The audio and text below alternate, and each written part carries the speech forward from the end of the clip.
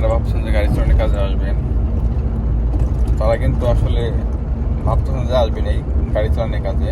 তবে আমি বলবো এই কাজটা যদি আপনি আসেন, আপনাদের আইসে বসে থাকতে হবে না।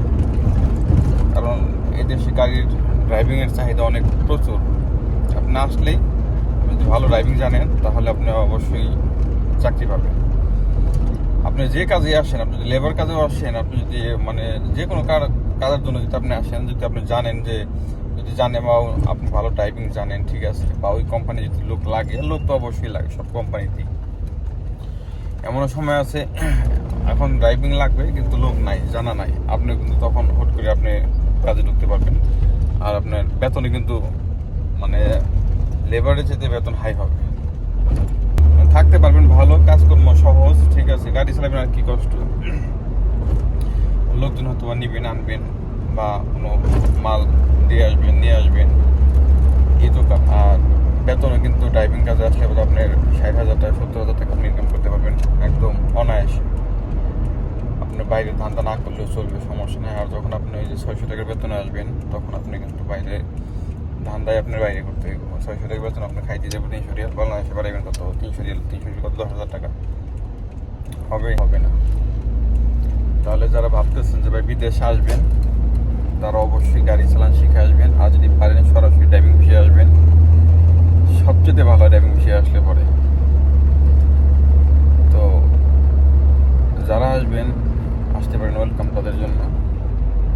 আর এদেশের গাড়ি চালানোর নিয়ম কারণ কিন্তু একটু কঠিন, রাস্তাঘাট কিন্তু ফাঁকা একদম, কিন্তু সমস্যা হলো আপনার আইনটা মেনে চলতে হবে। কারণ রাস্তাঘাটে স্পিড ক্যামেরা আছে, এক একটা স্পিড ক্যামেরা আপনার রাস্তা যদি 80 থাকে, তাহলে আপনার যাইতে হবে আপনার 75 বা 70, আপনার নিচে যাইতে হবে, 80-র উপরে যাওয়া যাবে না।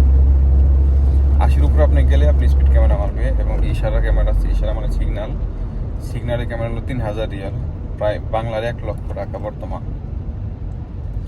মানে মোট কথা বলতে সব কিছুতেই ক্যামেরা আছে। আপনার সিট বেল্টে ক্যামেরা আছে, আপনি স্পিড ক্যামেরা দেন, আপনার মোবাইলে আপনি কথা বলবেন, মোবাইলে কানে নিয়ে কথা বলা যাবে না, সেটার ক্যামেরা মোবাইল আপনি টিপা যাবে না। স্টিয়ারিংয়ের উপরে উঠলে পারেই জরিমানা, ঠিক আছে, ওটা 500-600 রিয়াল জরিমানা।